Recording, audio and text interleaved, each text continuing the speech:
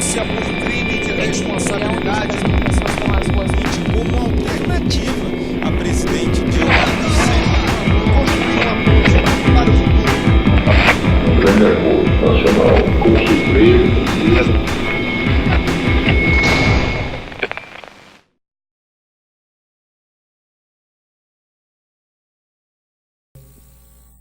É muito bom a gente estar aqui, mas é muito ruim a gente falar das coisas que nós vamos falar hoje, né?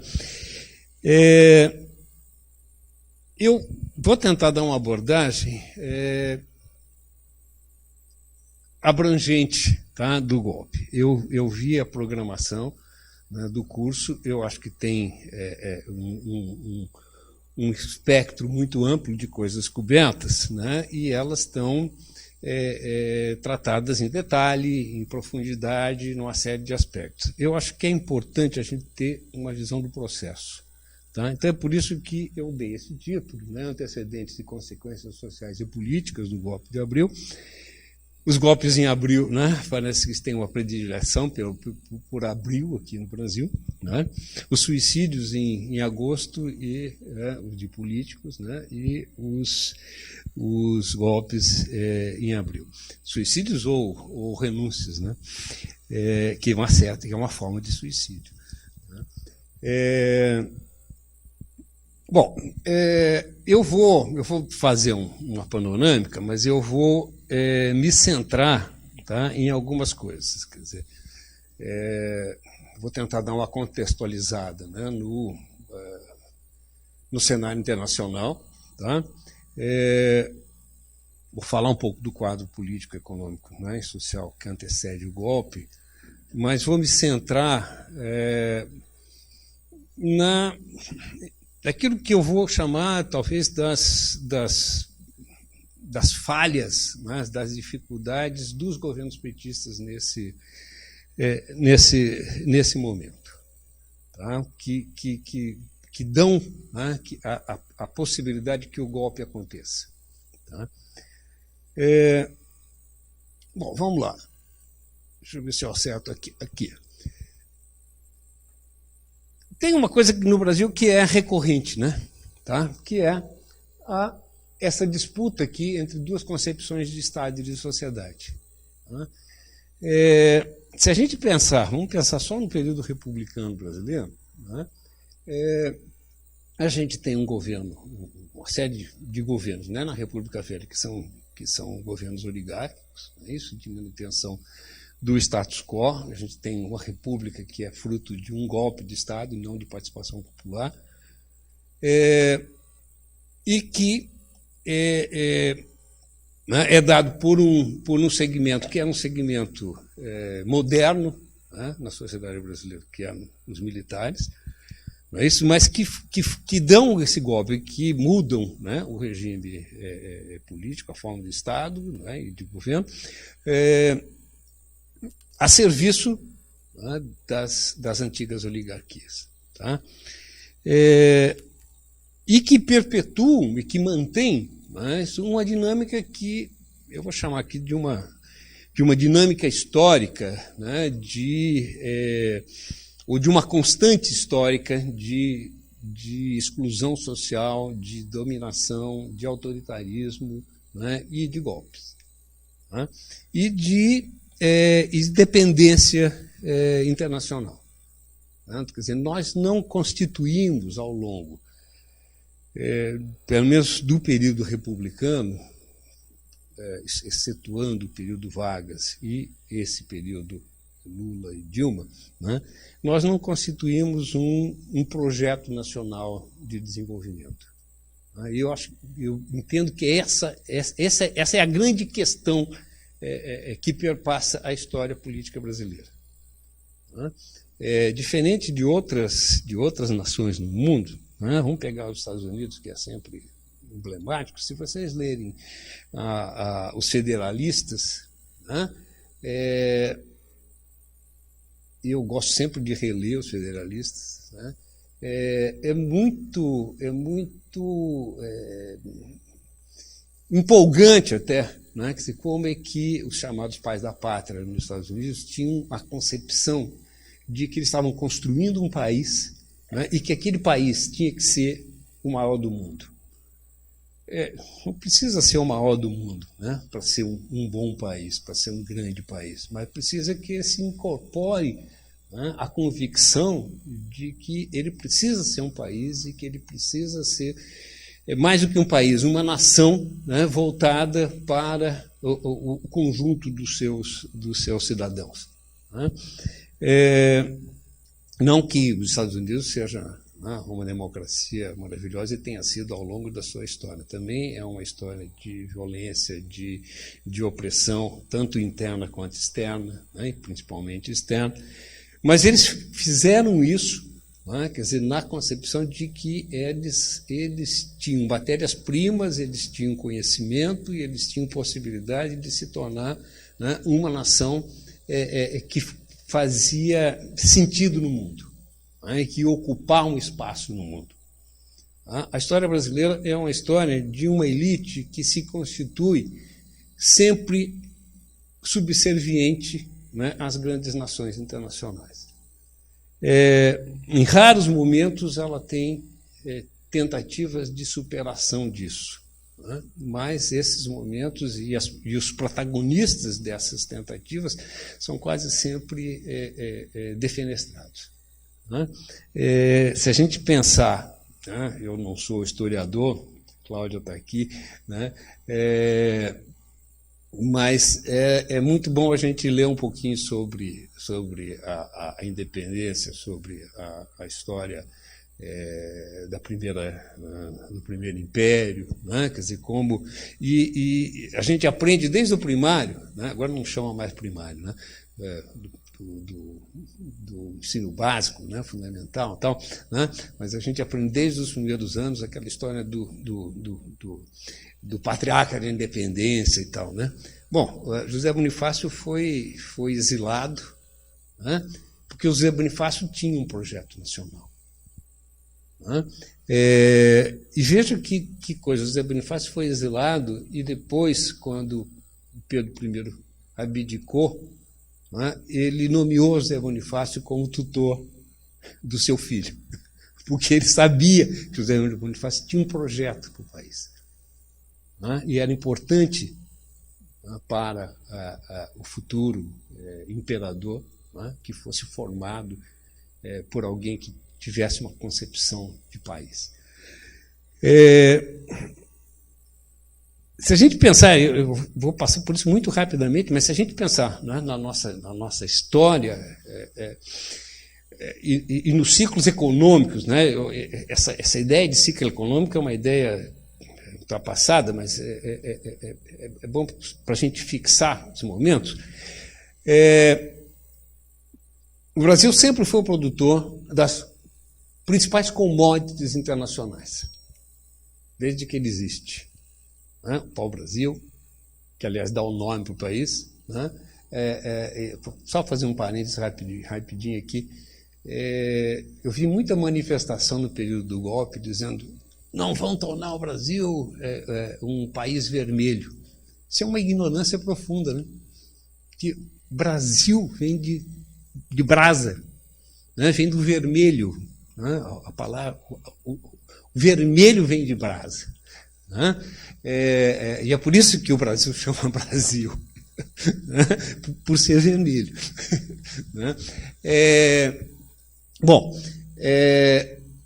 Mas o pau-brasil foi o principal commodity daquele momento. O açúcar foi a principal commodity, as riquezas minerais, né? O café, né? Hoje a soja e petróleo. Né? E isso não foi suficiente para fazer o Brasil. O Brasil sempre foi uma das maiores economias do mundo, né? Mas isso não foi suficiente para que a gente construísse uma nação no sentido de não só de uma identidade territorial e linguística, né, mas que onde também os concidadãos se reconhecessem enquanto tais, né, e tivessem um padrão mínimo, né, de sobrevivência não só de convivência democrática, mas também de sobrevivência material. Nós somos, ao longo dos séculos, e somos hoje ainda um dos países mais desiguais do mundo. Os dados do Piketty mostram isso. Nós somos mais desiguais, nós somos uma sociedade mais desigual do que as sociedades, do que os países árabes, por exemplo, onde você tem sheiks que são donos de postos de petróleo. Então, nunca houve, efetivamente, uma decisão nacional por construir essa... Por quê? Porque as nossas elites nunca tiveram essa preocupação. Pelo contrário, elas sempre se esforçaram por impedir qualquer tentativa nacional de construir um projeto de desenvolvimento nacional integrado. O momento que a gente vive é um momento de confronto dentre essas concepções. Isso ocorreu ao longo da nossa história. Eu acho que o grande momento disso que fica, os dois grandes momentos que isso fica evidente, ou talvez três grandes momentos, a gente tem uma ruptura desse padrão a partir de 1930 com a ascensão do Getúlio Vargas e a instalação, vamos dizer assim, do Estado Nacional moderno, no Estado moderno e nacional, na verdade, a concepção de um Estado nacional, e de um projeto de desenvolvimento econômico e social, um projeto que não foi que foi colocado em xeque em 54, que acaba culminando com o suicídio do Getúlio, mas que não é derrotado naquele momento. Quer dizer, Getúlio se suicida, deixa uma carta-testamento, deixa um legado, elege o seu sucessor, elege o Dutra, e elege... Hoje o Lula está preso, talvez repita algo semelhante que ocorreu naquelas eleições. O Dutra Getúlio se exila aqui em São Borja, na fazenda Itu, e de lá elege o seu sucessor. Ele sai para uns 2 comícios. E elege contra quem? Contra o brigadeiro Eduardo Gomes, que era também um integrante das Forças Armadas, assim como o Dutra, só que a divisão política e ideológica estava instalada também das Forças Armadas naquele momento. Então, o brigadeiro Eduardo Gomes era o representante do que a gente poderia chamar dos liberais daquele momento. Liberais entendido como não na concepção clássica do liberalismo, mas como nesses que têm como principal missão tentativa da inserção global, o integral do Brasil no contexto econômico internacional, sem preservar as suas próprias potencialidades.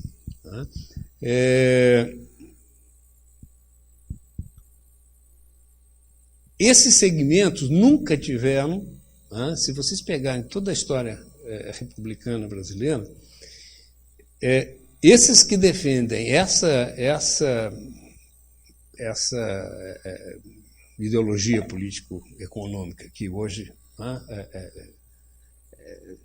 gente pode rotular de neoliberal, nunca ganharam nenhuma eleição no Brasil. Se vocês... o Dutra adotou, tentou fazer um desmonte do Estado varguista, mas Dutra se elegeu não prometendo fazer isso, pelo contrário, ele se elegeu o Dutra, né, abriu os portos novamente, tá? Retirou barreiras alfandegárias, retirou, né, proteções à indústria nacional, que era muito emergente naquele momento. Mas se elegeu com o apoio do Getúlio, não porque ele estivesse prometendo fazer coisas desse tipo, né? O Jânio Quadros, né, que se elege depois do Juscelino, né, que retoma, né, em outros termos, em outros moldes, a política desenvolvimentista do Vargas, o Jânio ganha a eleição com a bandeira da corrupção. Né? O símbolo da sua campanha era uma vassoura. Né? E o jingle era varre, varre, vassourinha, e ia em frente. Né? E o Jânio ficou 7 meses no governo, não se sabe, na verdade, o que ele faria. Né? Ele fez uma política externa independente, né, que surpreendeu a todos e rapidamente foi também defenestrado do governo, né, renunciou, uma situação, uma história até hoje nunca suficientemente esclarecida, né, mas não sem antes ter se contraposto, né, à UDN, que era o grande partido que não foi pelo qual ele se elegeu, mas era o grande partido anti-varguista, né, anti-políticas nacional-desenvolvimentistas, e que seria o grande respaldo, né, da gestão Jânio Quadros. Né? Ele briga, né, ele rompe com o partido e rompe com a maioria do Congresso, fica em minoria e renuncia. Né, o que ele chamava das forças ocultas. Tá? Assume o Jango, não é isso? É derrubado, o Jango retoma, né, as políticas varguistas, tá? E é derrubado. Nós temos aí 21 anos de ditadura, né? Mas durante esses 21 anos de ditadura, esse embate que eu estou chamando aqui entre o Estado no mínimo, né, e o Estado indutor, a concepção liberal e a concepção social, né, o desenvolvimentismo ou a integração nos mercados internacionais, integração plena, né, e total nos mercados internacionais, se mantém. Né? Essa dinâmica se repete. Né? Eu dizia, o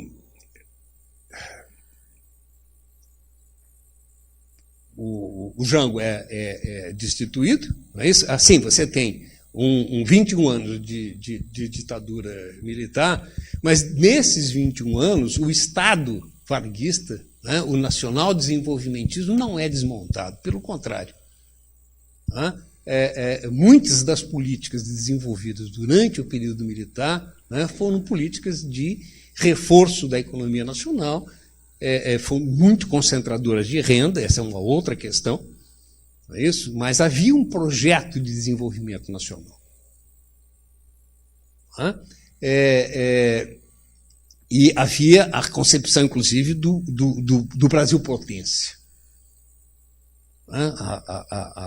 O objetivo declarado, né, durante boa parte do regime militar era de transformação do Brasil numa grande potência internacional. Né?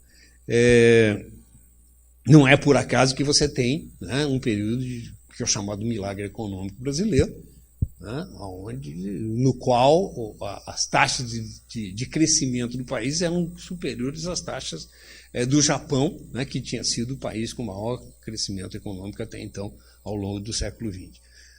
O Brasil foi o país que mais cresceu, que mais teve um crescimento do PIB ao longo de todo o século XX, mesmo com a estagnação dos anos 80 e 90. Para vocês terem uma ideia, o salto, né, industrial e tecnológico que ocorreu no Brasil, né, a partir de 1930, né, com políticas, né, de indução do desenvolvimento. Tá?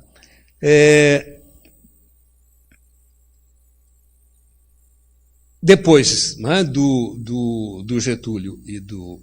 Desculpe, depois da ditadura, né, isso, nós temos o Sarney, né, como presidente da República.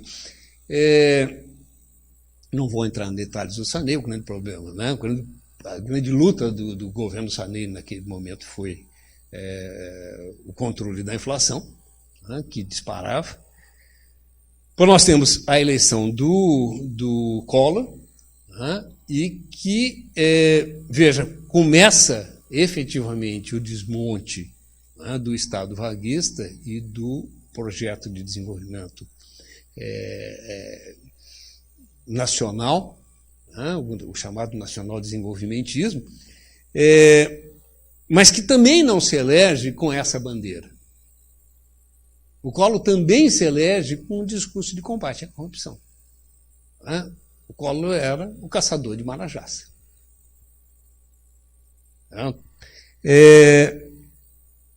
Depois do Collor vem Fernando Henrique.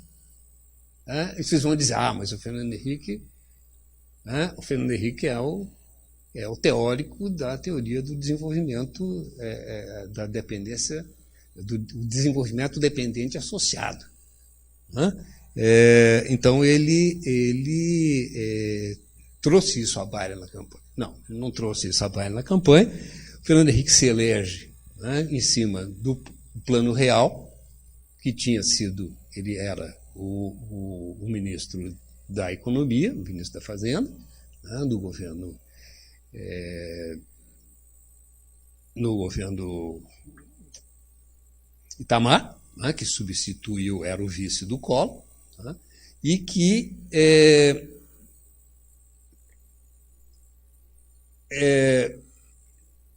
controla, né, uma inflação que chegou a bater a quase 600% ao ano, desculpe, chegava a 80 e poucos por cento ao mês, para vocês terem uma ideia, né, 60 e tantos, 70, quase 80% ao mês.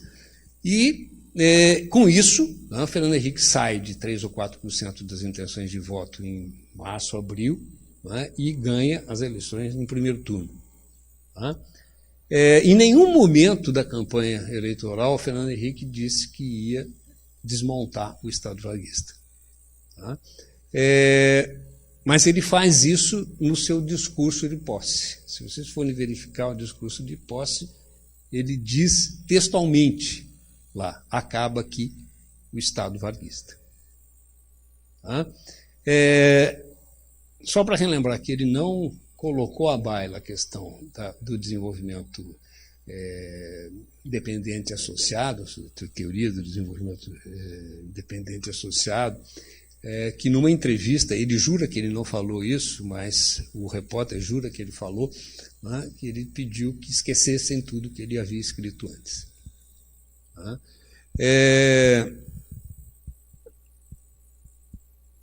Bom, então nós temos, né, eu tentei pontuar aqui como é que se deu ao longo, né, do período republicano esse embate das duas concepções. Esse embate retomou, né, foi retomado, na verdade ele nunca deixou de existir, mas ele aflora novamente, né, durante o governo Dilma. Durante o governo Lula, os dois governos Lula, óbvio que há embates, há tentativas de desestabilização do governo Lula, né, mas o Lula conseguiu, de alguma forma, construir um pacto de classes, né, que o sustentou. Tá? Coisa que a Dilma não conseguiu fazer. Tá?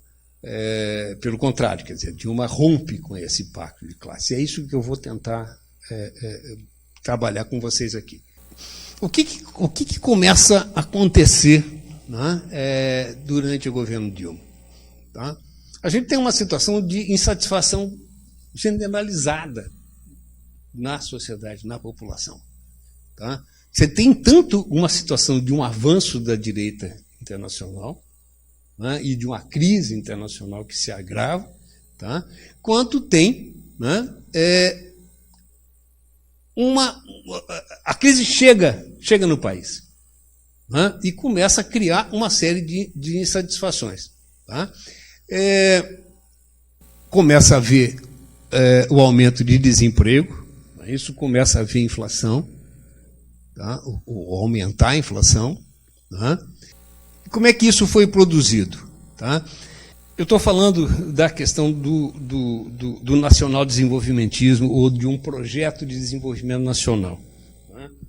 Eu vou indicar para vocês depois um texto do professor Pedro Fonseca, aqui da Economia, tem ele e mais duas pessoas. Eu nem me lembro exatamente o nome do texto agora, mas depois, no final eu coloco o nome do texto. O texto não está publicado ainda, está só no site dele, mas onde ele tenta destrinchar essa questão e mostrar o seguinte, que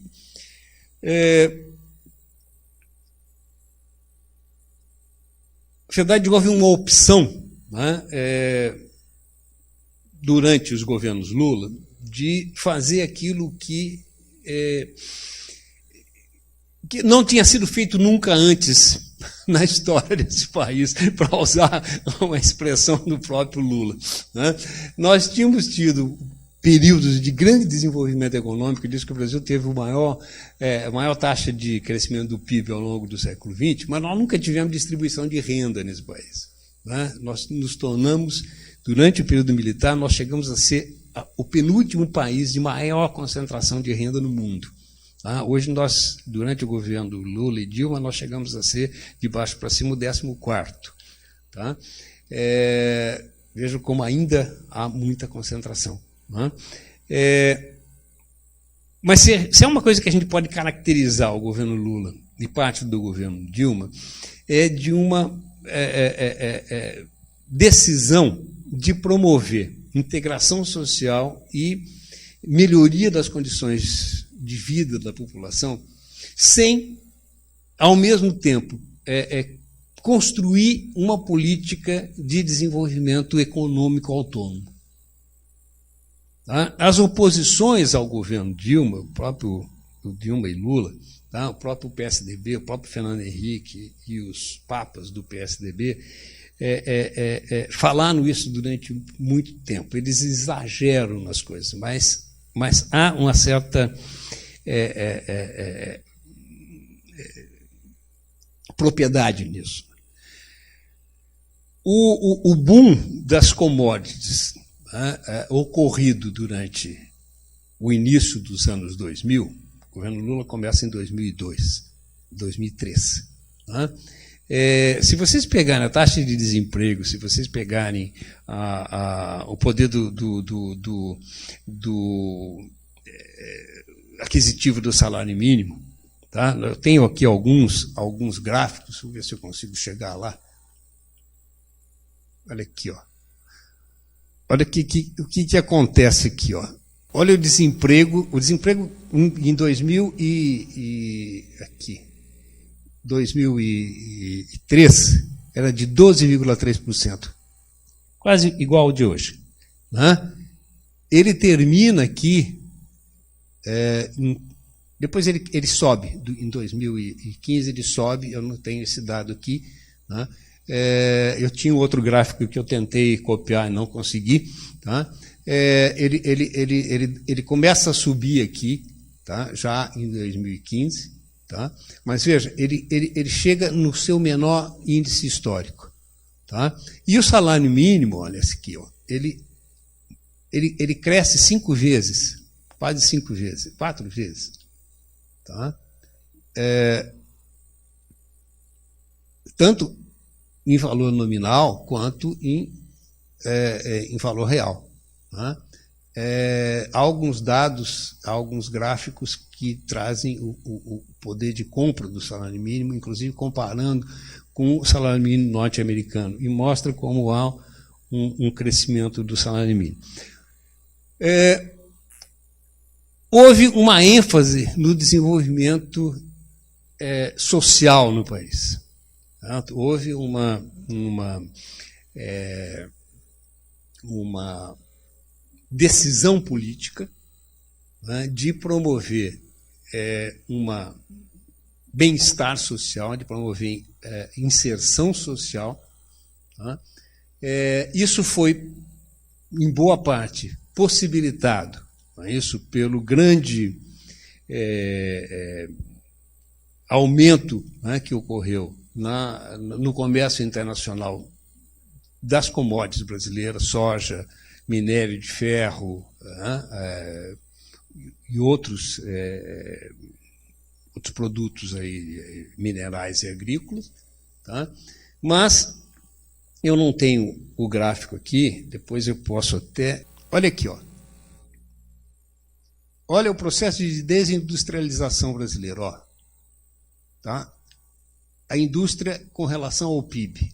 Olha o que acontece, tá? Olha a queda, tá? E da posição do Brasil no mundo. Tá? Vai para frente. Isso daqui começa em 1970.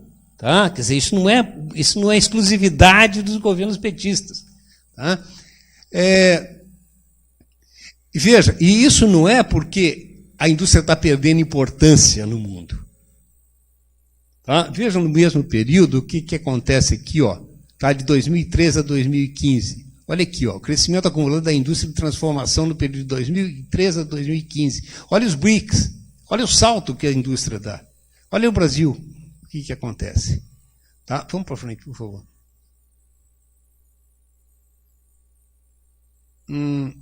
Isso aqui. Olha aqui o combate à pobreza. Olha a extrema pobreza como cai ao longo do governo. Olha aqui, ó, ela estava aqui em 70. Vamos pegar aqui, ó, governo Fernando Henrique. Tá? 95. Olha aqui, ó, ela está em 14, 15%. Né? Que é isso aqui. Olha onde ela cai aqui, ó. Tá? Não, a taxa de pobreza, veja como é que ela cai. Né? O próprio coeficiente de Gini, como cai. Tá? Então, há nitidamente uma escolha política, né, que nunca tinha sido feita. Tá? Bom, isso produz o quê? Né? Deixa só aqui. Olha a evolução do salário mínimo. Tá? Em reais, tá? O salário mínimo por poder de compra, tá? Em dólar. A taxa de desemprego, o que acontece? Olha aqui, ó. Eu disse que ela aumenta aqui em 2015, né, já durante o período da crise. Tá? Mas ela bate no seu piso histórico.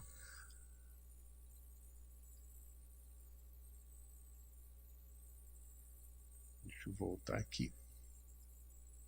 Evolução da... sim. E tem aqui... função da taxa de juros. Tá? Bom, aqui nós já vamos entrar noutra questão aqui. Então, veja, o que acontece nesse período, em termos econômicos, tá? Que vão ser determinantes para o golpe. Tá? E para esse embate que é histórico no país. Tá? Você tem, né, uma decisão política que é de aumentar o salário mínimo e uma grande parte, né, da melhora das condições de vida da população ao longo dos governos Lula e Dilma se deve ao fato do aumento do salário mínimo acima da inflação. É muito mais, os dados mostram que o significado, o impacto do aumento do salário mínimo foi muito maior do que das políticas sociais.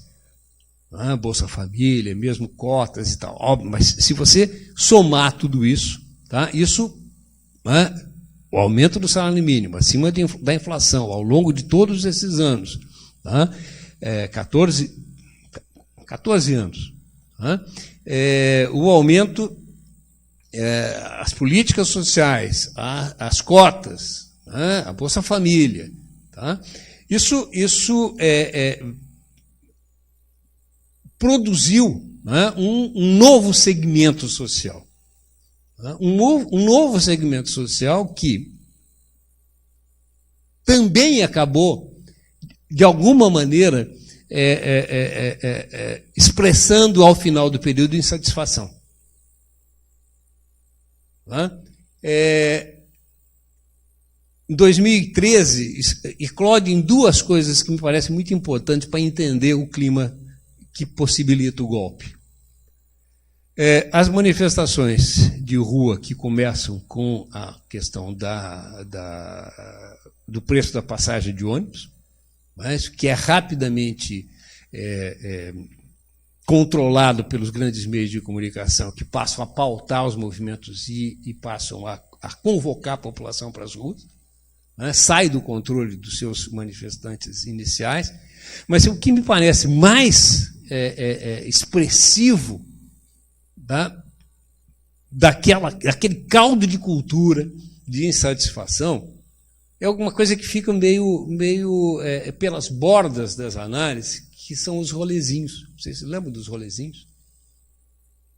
Que eram o quê? Que eram os moradores de periferia, que vinham tomavam os shopping centers, para passear e vinham vestidos com roupa de grife. Vinham com tênis de 500 mil reais, com bonés da Gucci, com coisas por aí, com relógios, eu nem sei essas marcas e tal, mas que era o chamado, e que tinha inclusive um gênero musical, não é isso? Que era o funk ostentação, que fez muito sucesso no período. Segmentos de classes mais baixas, socioeconomicamente, e que tiveram um incremento de renda e que foram imediatamente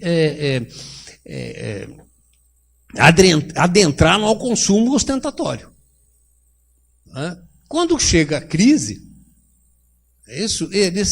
essa coisa se interrompe. E se interrompe também a velocidade de ascensão social, que é uma coisa muito frustrante, né?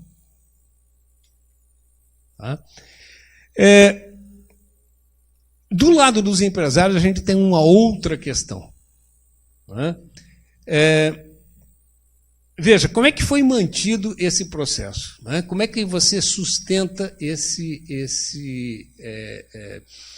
aumento de salário, esse aumento de... A Dilma foi deposta porque diziam que ela tinha feito uma gastança, que ela tinha ferido a lei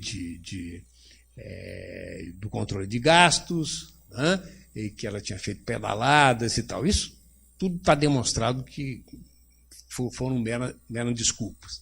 É isso? Mas houve, sim, uma intervenção deliberada, não é? Com recursos públicos, é isso, para tentar, naquele momento, dinamizar a economia, que era chamado, pejorativamente, chamado de Bolsa Empresário. Havia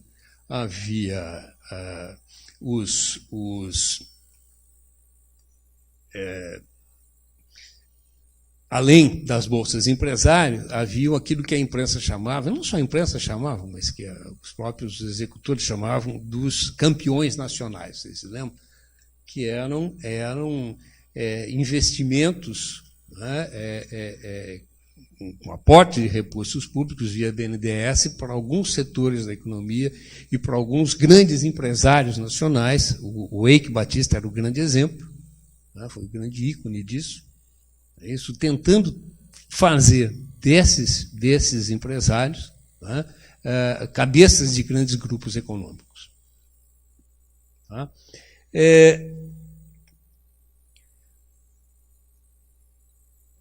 Isso acabou gerando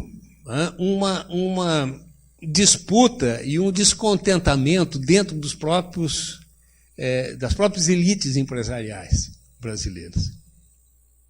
Tá? E o professor Pedro demonstra no artigo, né, uma coisa que eu já vinha talvez intuitivamente pontuando, tá? Como é que isso foi feito sem que houvesse por trás um projeto de desenvolvimento econômico nacional? Tá? O momento em que a Dilma perde, né, o apoio das elites empresariais brasileiras, é o momento em que ela começa a intervir na taxa de juros, né, e começa por meio do Banco Central, né, ela começa a fazer com que, eu tenho aqui, olha aqui o momento em que você tem a menor taxa de juros, né, início de meio de 2012, tá? E aqui começa pode ser coincidência, mas são coincidências curiosas, né? Quer dizer, nesse momento, a Dilma tinha a maior taxa de aprovação popular de qualquer governo na história do Brasil, desde que se começou a fazer as campanhas, maior do que o Lula teve durante, né, o mesmo período de governo. Tá? E, de repente, a partir das manifestações de 2013, né, a taxa de aprovação despenca. Né? E é exatamente o momento, ou um pouquinho depois, 6 meses depois, né? Veja, esse momento aqui, 7,4 ou 8,3, nós estamos aqui com as menores taxas de juros até então praticadas, né, na história brasileira. Tá? Esse momento, para mim, marca, né, um momento de ruptura do pacto que o Lula teria estabelecido, teria construído, né, a partir da Carta aos Brasileiros. Tá? Se vocês lembrarem da Carta aos Brasileiros, o que ele, em grandes linhas, o que ela diz? Ela, na verdade, garante, né, às classes empresariais brasileiras que ele não vai mudar os chamados fundamentos, o tripé, né, neoliberal, que é juro flutuante, que é Banco Central livre, não é isso? Sem intervenção governamental, que, portanto, deixa o juro subir. Né?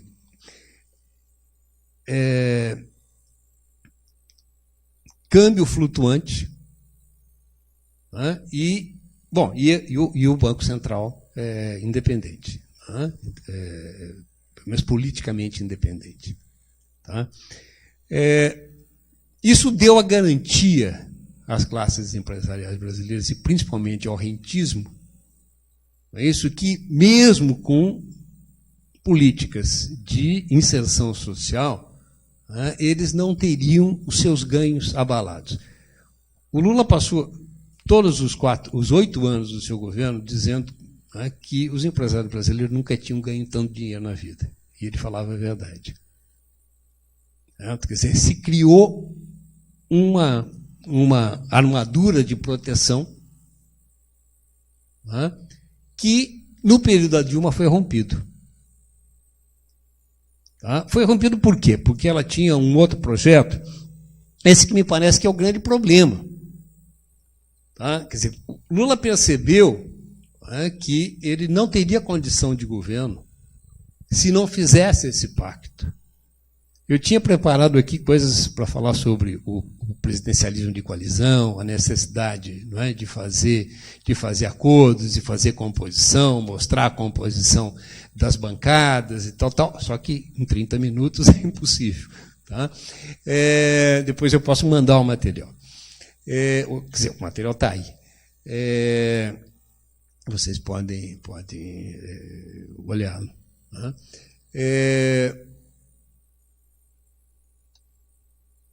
O que acontece é que, quando chega a crise, tá, Quer dizer, a Dilma precisa controlar isso de alguma maneira, precisa responder à crise de alguma maneira. A crise começa a chegar, né, e começa a impactar a economia, começa a ter desemprego. Né, e a grande preocupação dos governos petistas, tanto Lula quanto Dilma, era o quê? Manter o salário mínimo, poder aquisitivo do salário mínimo, e manter o emprego. Né, para fazer isso, o que ela tinha que fazer? Ela tinha que romper com o pacto. Por quê? Porque não há recurso público disponível, isso para você colocar na economia, porque quase 50% do orçamento da União vai para o pagamento de juros. Então você precisa abaixar os juros, e se o Banco Central, isso é que define a taxa de juros, o governo abre mão da sua capacidade de governar. Se o dólar é flutuante, é o mercado que define. Isso. E se você não define a taxa de juros, você não tem. Você acaba sendo o ministro da Fazenda, acaba sendo um gestor do caixa só. Porque os recursos do rentismo estão garantidos. Se vocês forem pesquisar nos jornais, vocês vão ver que o último setor empresarial que aderiu ao golpe foram os banqueiros. Foi o setor financeiro. Porque eles estavam resguardados. Quando a Dilma vem com a nova política, como é que chamava? Eu tenho aqui agora, mas... era a nova política econômica, não é esse o nome. Então, veja, a Dilma tenta, vamos dizer, dar o tal do cavalo de pau que o Zé Disseu dizia no início do governo Lula. Logo no começo do governo Lula, havia cobranças, principalmente da militância petista, de que teria que haver um rompimento com a política anterior. Essa de comprometimento com os tais fundamentos da economia. E o Zé Disseu dizia, não dá para dar cavalo de pau com o transatlântico. O Brasil é um transatlântico, não dá para dar cavalo de pau. A Dilma tentou dar o cavalo de pau. Tentou dar o cavalo de pau, me parece, porque ela não tinha escolha econômica a fazer. Os recursos começaram a se tornar escassos e ela precisava... Assim, o terceiro fundamento da economia é a história do superávit primário. Quer dizer, quando você tem taxa de juro flutuante, taxa de juro definida pelo Banco Central, dólar flutuante, não é isso? E que era o terceiro que eu falei? E superávit primário, obrigação de superávit primário, é isso? Você cria uma armadura para o capital financeiro, é isso? E cria impossibilidade de governo. O Lula tinha feito uma opção, se vocês pegarem, eu falei do primeiro discurso do Fernando Henrique, que era do desmonte do Estado vaguista. O primeiro discurso do Lula, qual foi? Ainda antes de tomar posse. Em cima do caminhão, ele disse, assim que ele foi declarado vencedor da eleição, ele disse, o meu compromisso é de dar 3 refeições ao dia a todos os brasileiros. E, de fato, ele cumpriu isso. O Brasil saiu do mapa da fome. Mas me parece que sobrou uma questão.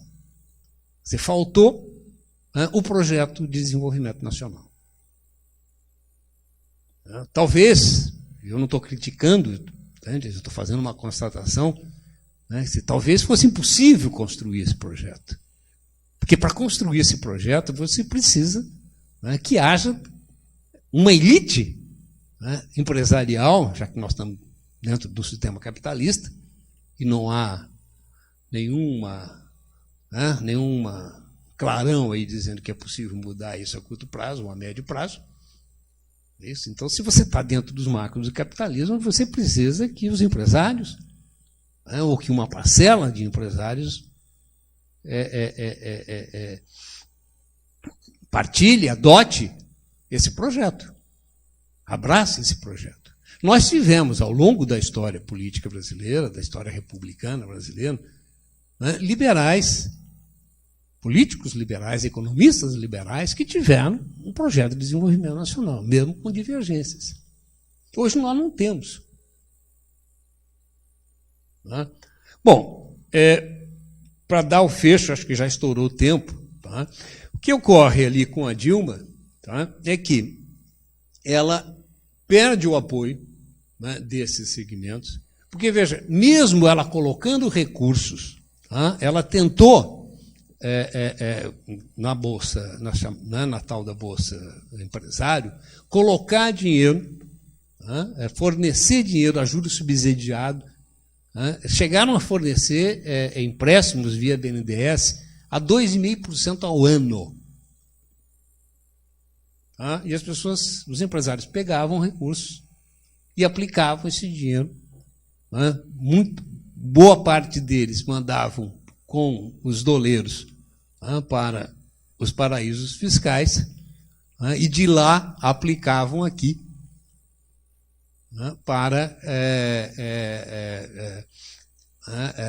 bom, aí tem um mecanismo, né, quer dizer, com com o real apreciado, você manda o dinheiro para lá, isso compra muito dólar, aplica, né, aqui, certo? Ganha, né, em real, né, e depois repatriaram isso aqui quando o dólar subiu. Né? Dinheiro público todos. Né? Mas qual era a saída para o empresariado nesse momento? Não vamos também dizer que o empresariado é só bandido. Tá? O que acontece é que a única maneira para o empresariado recompor as suas margens de lucro naquele momento, né, com o mercado em declínio e sem competitividade internacional, né, era aumentar a produtividade. Bom, o aumento de produtividade, você tem duas possibilidades, ou aumento de produtividade, né, ou corte de salários e demissão. Aumento de produtividade é uma coisa que precisa de inversão de tecnologia. Né? Não basta exigir que o trabalhador trabalhe mais, isso é coisa do século XIX, ou do começo do XX. Né? Hoje não é mais esse o caminho.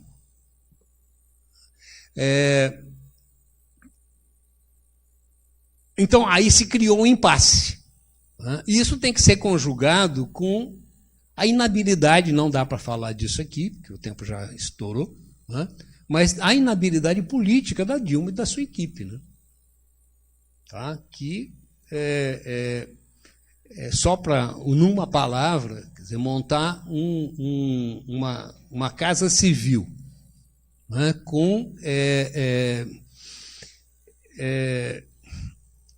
representantes de uma das tendências mais à esquerda do seu próprio partido, né, que são pessoas íntegras, que são pessoas que têm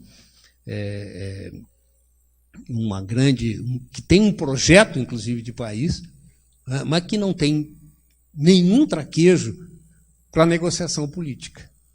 Né. São pessoas que têm uma tradição histórica de fazer política de enfrentamento e não de negociação. Né? Aí você está criado o caos, né, que abre as portas para o golpe. Bom, é isso aí. Muito obrigado.